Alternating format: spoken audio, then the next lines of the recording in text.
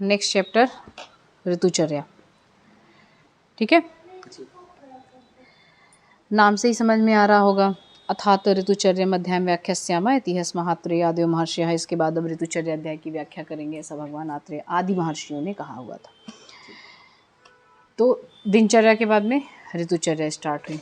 पहले तो इन्होंने क्या बताया कि फर्स्ट आयुष्कामी अध्याय में कि इंट्रोडक्शन ऑफ आयुर्वेदा, ऐसा समझ लीजिए कि छोटे छोटे डेफिनेशंस हैं उसमें, वात पित्त कफ क्या होता है ये है ना, और उसके लक्षण क्या होते हैं, फिर आयुर्वेद किसे कहेंगे, उसकी परिभाषा क्या है। जैसे आप लोग जब एडमिशन लेते हैं तो होता नहीं है कि जो है क्या क्या चीज़ें यहाँ पे हैं, किस कॉलेज में क्या क्या है, ऐसा टाइप का है ना।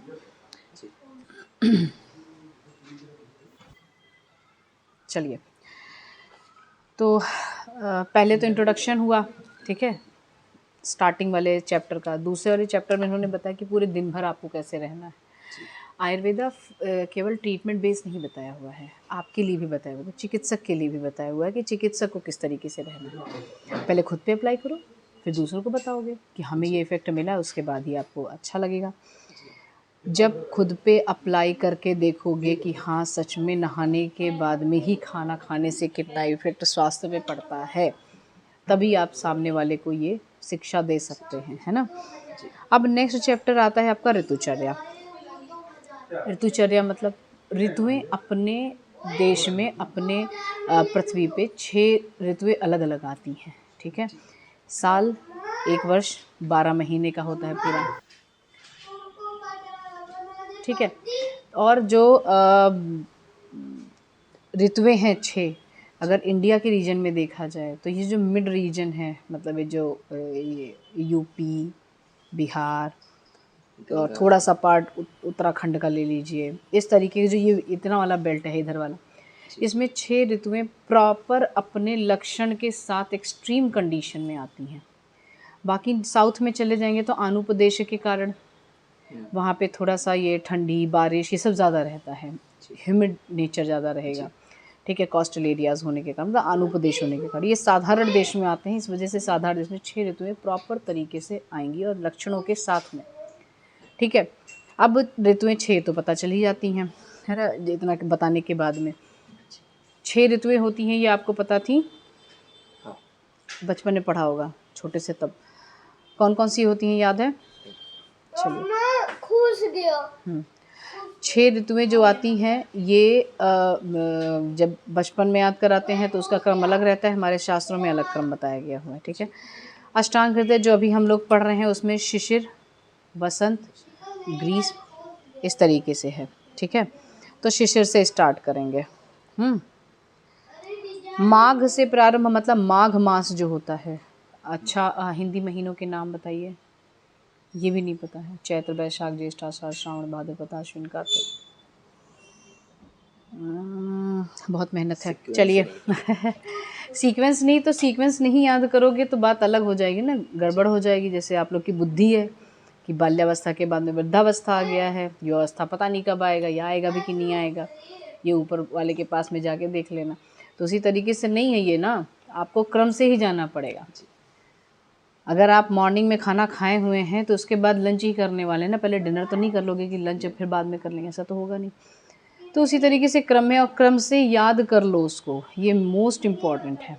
चाहे ऋतुएं हुई या फिर महीनों के नाम हुए, सबके नाम सीक्वेंस वाइज जब याद रहेंगे तो किस महीने में कौन सा ऋतु लगी हुई है। अभी कौन सी ऋतु चल रही है?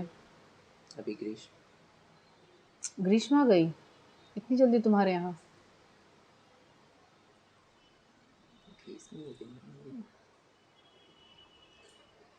अरे बाप रे,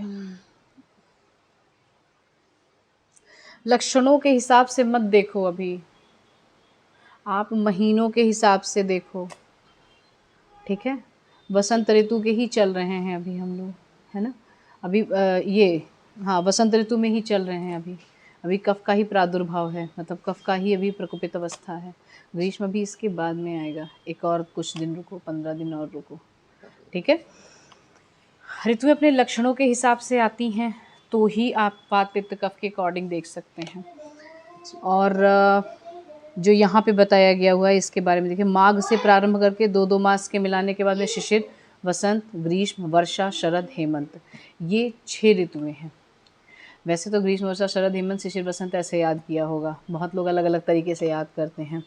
तो शिशिर, वसंत, ग्रीष्म, वर्षा, शरद, हेमंत, शिवग्री व स हे, ये याद करना, ठीक है। शिवग्री, शिशिर, वसंत, ग्रीष्म और वर्षा, शरद, हेमंत। जब इस तरीके से याद करते हैं तो अयन 2 बताए गए हुए हैं। 12 महीने का एक वर्ष, इसको संवत्सर कहते हैं। क्या कहते हैं?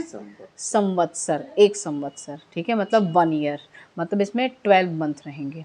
12 मंथ, अभी आप वही जनवरी फरवरी याद रखो, ठीक है।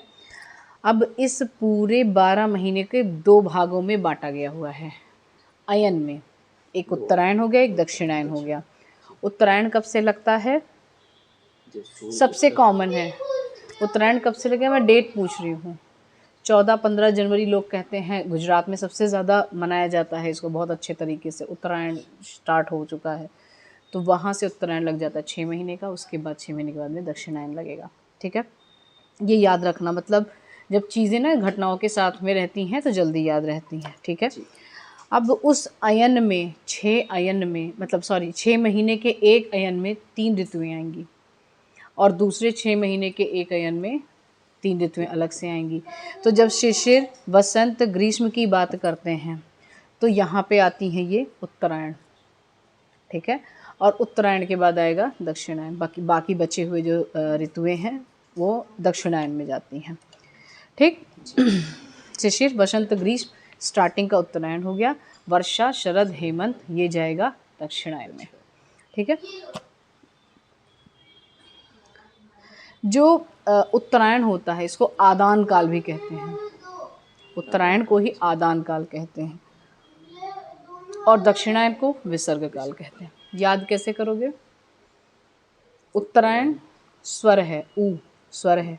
आदान बड़ा आ, ये भी स्वर है, तो उत्तरायण आदान हो गया।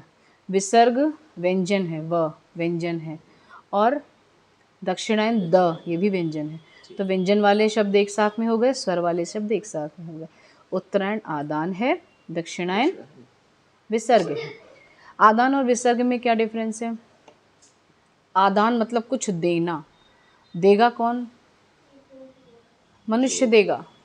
हम यहाँ रह रहे हैं पृथ्वी पे ना, तो हमारी जिम्मेदारी बनती है देना कुछ। हम यहाँ पे आके एज अ गेस्ट रह रहे हैं तो हम ही तो देंगे। किसको देंगे? सूर्य को। क्या देंगे? अपना बल। मतलब आदान काल उत्तरायण अपना बल खींचता है, किसकी तरफ जाता है? सूर्य की तरफ जाता है, क्योंकि सूर्य प्रचंड गर्मी देता है उस समय, तो बल खींचता है उसमें। ग्लूकॉन डी का ऐड नहीं देखा हुआ है? बच्चे खेलते रहते हैं और जो है सूरज भगवान ऐसे सिर में स्ट्रॉ डाल के ऐसे पीते रहते हैं, उनके सिर से पूरा ग्लूकॉन डी, वो ग्लूकोज, तो जाके मम्मा लोग उनकी ग्लूकॉन डी देती हैं, वो उत्तरायण है, ठीक है। दक्षिणायन मतलब क्या है?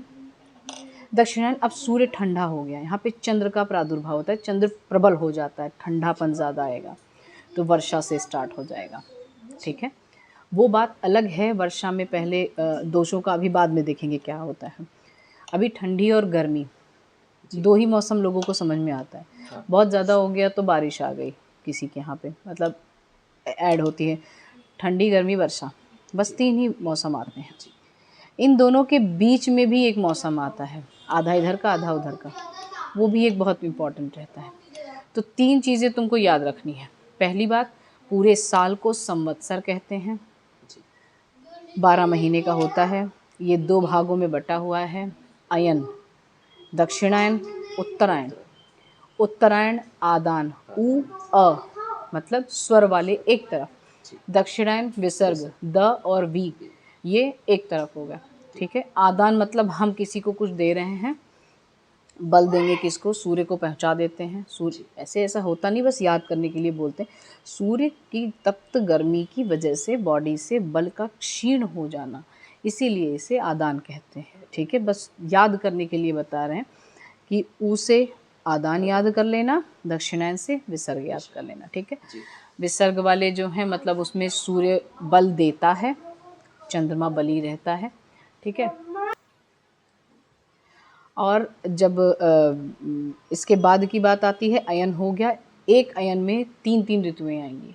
उत्तरायण में शिशिर, वसंत, ग्रीष्म, और ग्रीष्म के आगे जो है वो दक्षिणायन स्टार्ट हो जाएगा। तो ग्रीष्म के बाद में कौन सी आएगी? वर्षा, शरद, हेमंत। ठीक है, याद करने का तरीका, 6 ऋतुएं क्रम वाइज याद होनी चाहिए जो अष्टांग हृदय में बताया हुआ है, शी व ग्री व श हे। ठीक है, इस नाम से याद करेंगे आप। अब इन्होंने एक चीज़ और जोड़ी हुई है, मास, हिंदी वाले मास। तो जब शिशिर से याद करेंगे तो माघ से जोड़ते रहेगा। वैसे तो आप जब याद करेंगे तो चैत्र, वैशाख, ज्येष्ठ, आषाढ़ यहाँ से याद करेंगे। चैत्र भी जस्ट लगा ही हुआ है। ठीक है, अभी जस्ट लगा है ना चैत्र। चैत्र शुक्ल प्रतिपदा थी ना, अभी नया वर्ष हमारा स्टार्ट हुआ है हिंदू का।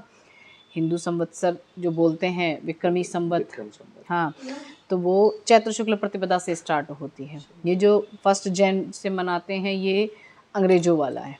ठीक है, तो अभी चैत्र से स्टार्ट हुआ है, तो चैत्र, वैशाख, ज्येष्ठ, आषाढ़, श्रावण, भाद्रपद, आश्विन, कार्तिक, माघशीष, पौष, माघ, फाल्गुन, ये याद रखना है। एक बार मैंने याद भी करवाया हुआ है आप लोगों को, पेपर पे फोल्ड करा के लिख के। वो ऋतुएं थी शायद, नहीं समथिंग एल्स था, संस्कृत का। ओके ओके ओके, हाँ। तो उसी क्रम में आप वैसे भी याद कर सकते हैं। A4 साइज पेपर लीजिए, उसको फोल्ड कीजिए, 2 हो गया, फिर फोल्ड कीजिए 4 हो गया, फिर फोल्ड कीजिए 8 के बाद फिर 16 हो जाएगा, एक साइड दूसरे साइड। और हर एक फोल्ड पे, मतलब हर एक बॉक्स में जितनी बार आप ऋतुएं लिखेंगे उतनी बार आपको ये मगअप होता रहेगा। क्रम वाइज ही लिखना है। ठीक है, ये हुआ श्लोक नंबर 2 तक। याद कर लोगे? कल सुना भी दोगे? चलो ठीक है, देखते हैं फिर। ठीक, बल का उपचय और अपचय काल 3 और 4 वाले श्लोक में बताया। बल का उपचय और अपचय काल मतलब बल कब आएगा और कब जाएगा। ठीक है, किस समय जाएगा, शरीर का बल, शरीर के बल की बात हो रही है। कब जाएगा मतलब कब कम होगा, और कब आएगा, कब शरीर में बल आता है। आदान में जाता है, विसर्ग में आएगा। ठीक है, अच्छा, ऋतुओं के जब लक्षण देखना, तो अभी तक ऋतुओं को आप कैसे पहचानते थे ये सब जरूर देखते जाना। या ऋतुएं अभी तक जितने भी आपने फील की हुई हैं, देखो वर्षा ऋतु, ग्रीष्म ऋतु और ये हेमंत ऋतु, ये तीनों लोग पहचान जाते हैं आराम से, क्योंकि एक्सट्रीम लेवल वाला रहता है। ठंडी आई एकदम कड़कड़ाती हुई, पता चल गया ठंडी आ गई। वर्षा ऋतु भी समझ में आ जाता है, बारिश हो रही है, दिख गई। गर्मी भी समझ में आ जाएगी, ग्रीष्म ऋतु आ गई।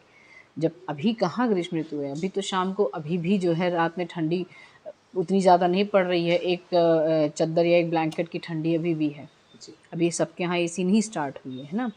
जब ना फ़ैन के नीचे बैठ के भी यहाँ से पसीना चूना स्टार्ट होगा तब वो गर्मी समझ लेना, लक्षणों के अकॉर्डिंग। ठीक है, फिर अभी चलिए अब इसके बाद में जो 3 और 4 नंबर का श्लोक है ये थोड़ा ट्रिकी है, इसको फ्लो चार्ट में बताते हैं। ठीक है, उसके बाद बस केवल लक्षण रहेंगे, सारे जो ऋतुओं के हैं इसमें क्या करना है क्या नहीं करना है। आहार, विहार, आचार, ये 3 में बटेंगे।